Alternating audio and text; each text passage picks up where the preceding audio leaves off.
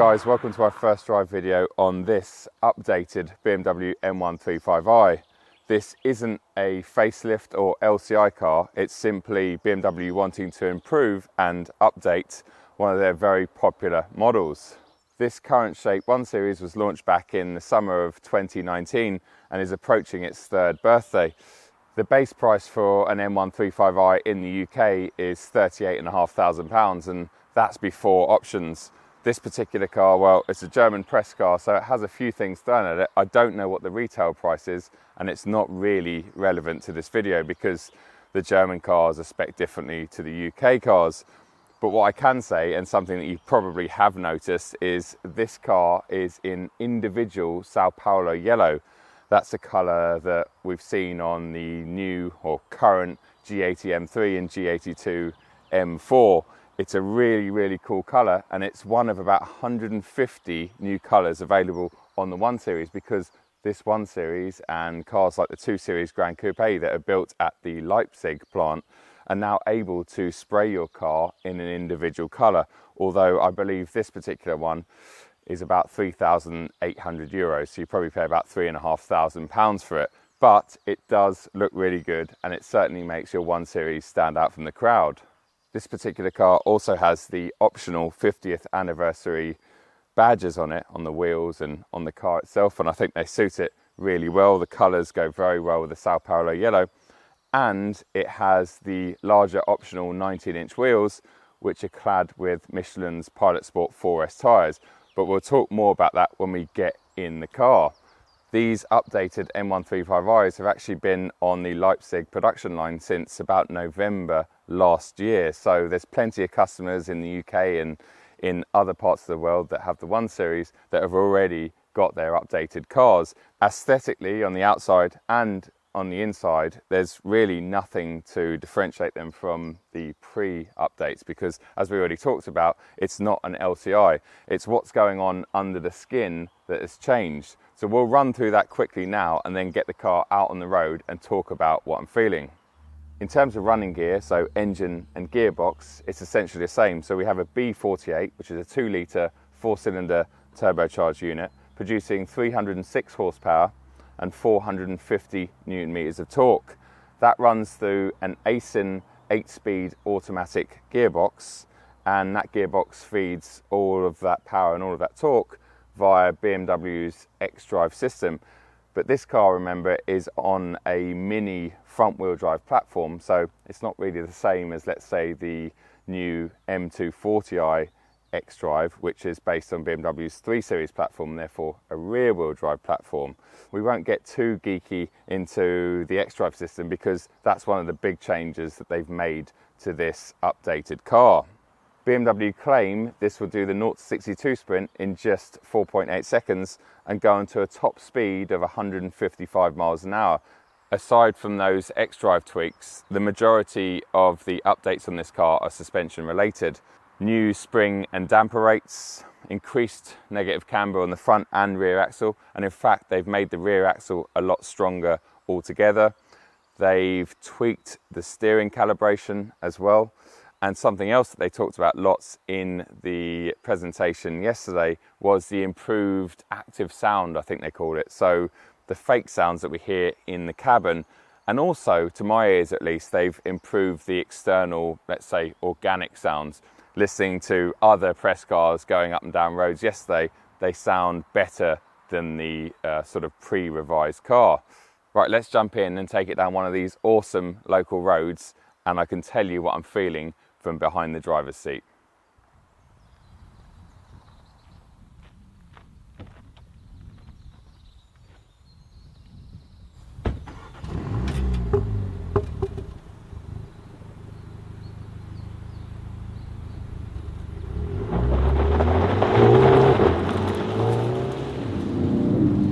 When this F40 M135i was launched roughly 3 years ago, it came standard on 18-inch alloys. If you stuck with those wheels, you could tick the adaptive suspension box. If you went for the optional 19-inch wheels, like this car's on, you could no longer tick that box, and it came on a passive setup. In fact, that's still the case with these revised cars. Today we're on the 19-inch version with the passive setup. Yesterday's car on the 18-inch wheel with the adaptive suspension is more of the daily spec, I'd say. It's far more comfortable in comfort. It was lovely. It was really a pleasant place to spend 4 hours in on the Autobahn, on roads exactly like this. In fact, I was going the other way. And it did everything really well. And I thought it handled very well. I could feel the changes to a certain extent. But obviously you're limited because not only are the wheels smaller, the tyres themselves are a little bit thinner, especially on the front axle. I think they're 225, whereas on this they're 235. And also, although both cars now come on Michelin tyres, which is definitely a win, the 18-inch wheels come on PS4s and the 19s come on PS4Ss, which are more of a high performance or an ultra high performance tyre. And although there's not a massive difference between those two tyres in terms of performance, in dry weather, the PS4S definitely offers you more grip. So not only are you getting a sportier looking car with the bigger 19-inch wheels, you're definitely getting more mechanical grip. And in the half an hour I've spent behind the wheel of this car, I can already feel that this is definitely the sportier choice.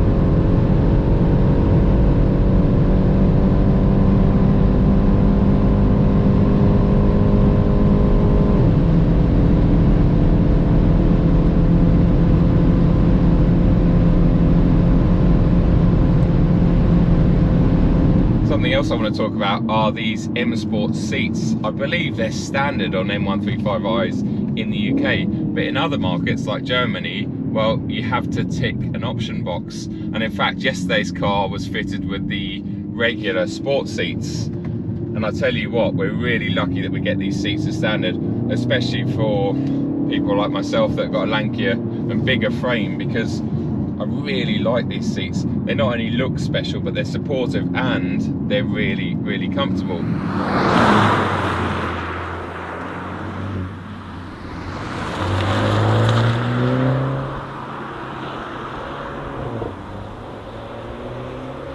Let's talk about this revised active sound. I think they talked about it as the emotional sound experience yesterday in the briefing. Now, I'm not the biggest fan of fake sound that's being pumped around the cabin via speakers, etc. But in this day and age where manufacturers just can't make sound on the outside, they can't make the car produce organic sound anymore, we kind of need some active sound in the cabin. If it sounds bad, then we don't want it. But if it sounds fairly organic and good, then we do want it. And I have to say that very like in the M240i xDrive, those sort of induced gear change sounds and a few other fake bits that are going on in the cabin, I really like it. And I think they've really done a good job, because the B48 isn't the most sonorous of engines. And in fact, while we're on that point, they've definitely done something to the B48 organically to make it sound better in this updated version. It sounds a lot less tinny, especially when you rev it out.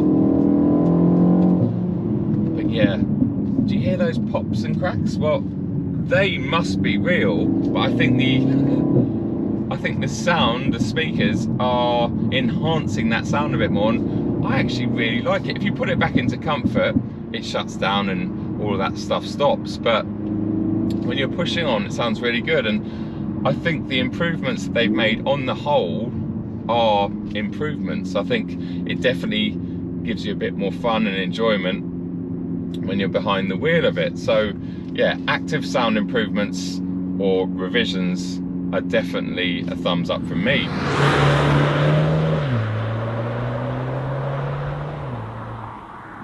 Now, something this M135i suffered from was torque steer, especially in cold, damp or wet weather. And I remember at the UK launch, when it was cold, damp and wet, I was quite surprised at how much torque steer this car had, considering it has the xDrive system. And that's because it's fundamentally on a front wheel drive platform, so it does send most power and torque to the front axle, and when that starts slipping, it starts sending it to the rear axle.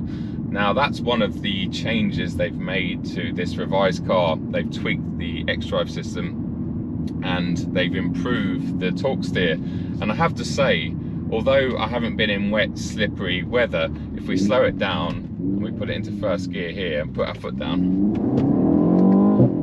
there's nothing. There's no tugging on the steering. There's not a hint of torque steer, and that was the case with yesterday's car as well. On the slightly smaller, lesser grip wheels, if you like, there was not a hint of it. I'm sure in really slippery cold conditions you're still going to get a little bit of torque steer, but from what I can feel, they've completely eliminated that, and that's really nice, because it's definitely a slight negative that I had with the pre-revised M135i. Remember, I had that long-termer for 3 months. In fact, I think that was the beginning or the end of 2019.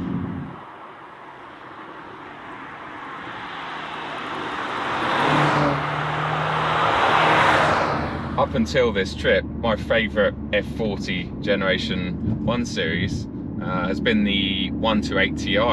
It's a real fun car. They seem to improve so many things on that particular model. It did have its shortcomings though. Things like the seats, well, you could only get those sports seats that we talked about and not these M Sport seats. And obviously that was only front wheel drive, so they had to detune it a little bit. I think it's down about 40 horsepower, but it was a little bit lighter. Now, talking to some of the engineers and product guys about this car last night, basically they have used a lot of the settings, a lot of the suspension tweaks on the 128 Ti and carried them onto this car. And also the 128 Ti was available with a performance tyre, which was the PS4, and obviously that is now on this car as standard with the 18-inch wheels. So you can see they've learnt or they've discovered that that car was the more enjoyable and fun car, and in fact the majority of people that drove the 128 Ti did say that. They said they preferred it over the M135i. So I think they've tried to bring some of that fun and driving dynamics out of that car and put it into their flagship M135i.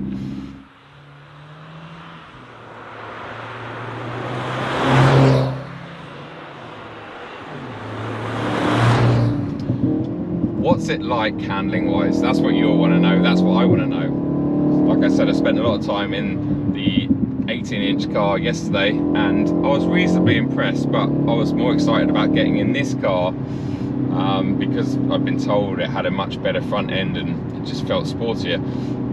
Little caveat, we're on German roads, so they're very smooth in comparison to our UK roads, and therefore this passive setup car, well, it feels fantastic. But saying that, a passive M135i is definitely not uncomfortable on UK roads, certainly compared to other hot hatches out there that really do rattle your teeth out.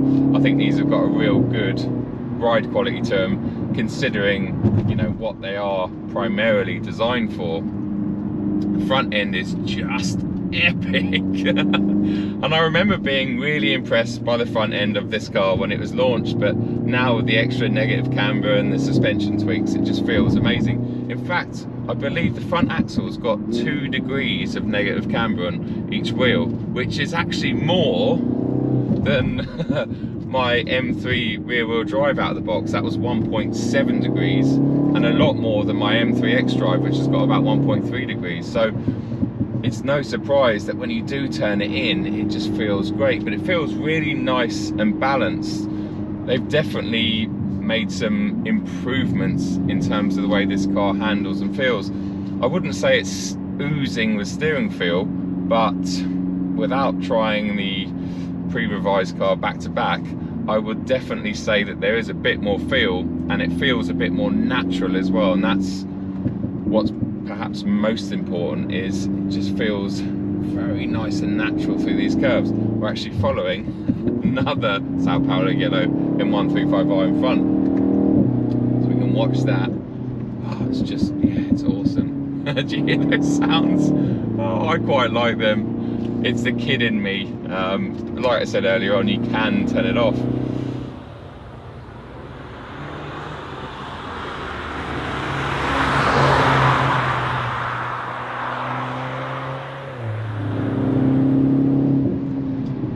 Definitely feels like they've made some changes to the gearbox as well, because although the Aisin 8-speed isn't bad, it's not a ZF 8-speed, but it seems to change down when I ask it to change down, and it changes up really quickly. So yeah, I think they've made a few little software updates with that, and the upshifts, well, once again, they sound pretty good. It's really good on the brakes, this car, which is no surprise because of that mighty front end. Let's pile it in here. Unbelievable. It didn't feel like it was pushing at all through there. Very little body roll. Oh, what a bit of road. Okay. That was pushing hard, and I started to get a little bit of understeer, but I could feel it coming in. Oh, fantastic. It's definitely my favourite F40 now. I think it combines the 128 Ti elements, but you've got that extra power, you've got that extra all-weather grip, you've got these seats that you can't get in the 128 Ti. Yeah, this is a fun car now, it really, really is. It's had those small changes that have somehow injected a lot more fun and involvement into the drive, and yeah, brilliant little car. And although at what, 38.5 grand base, these aren't cheap. Once you've thrown those wheels on a couple of other options, you're probably looking at something close to 43 or 44 grand. I guess that's still below a base M240i xDrive, and they kind of feel very different spaces. This is a 5-door hatchback, so it's very practical. Although it's a 1 Series, it is very spacious in here, and gives you all those practicalities that the 2 Series Coupe can't give you. So although you are lacking things like the brilliant 6-cylinder B58 that the M240i has, and ultimately the 240i is the better, let's say, sports car, it's the more enjoyable bit of kit down your favourite road, this now comes very close. And in fact, down a section of road like that, I can't or wouldn't believe there'd be much of a difference between the two models. So yeah, this revised car, although on the outside, looking at it aesthetically, and on the inside, there's absolutely no changes. There have been some important changes under the skin that have really injected a lot more fun into this car. And actually, I'm quite blown away by how much grip this had going along and through some of those turns. I'm really, really impressed. So well done, BMW. Thanks a lot for watching this video. Appreciate it as always. I'll see you very, very soon at another video. Take it easy.